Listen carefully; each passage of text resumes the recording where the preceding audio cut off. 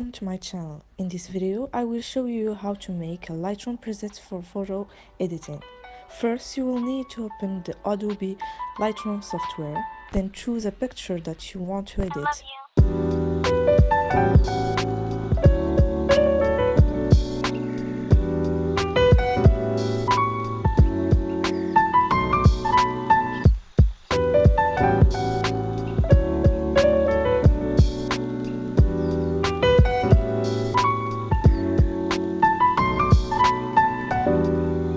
After this, go on and follow the instructions shown in the video.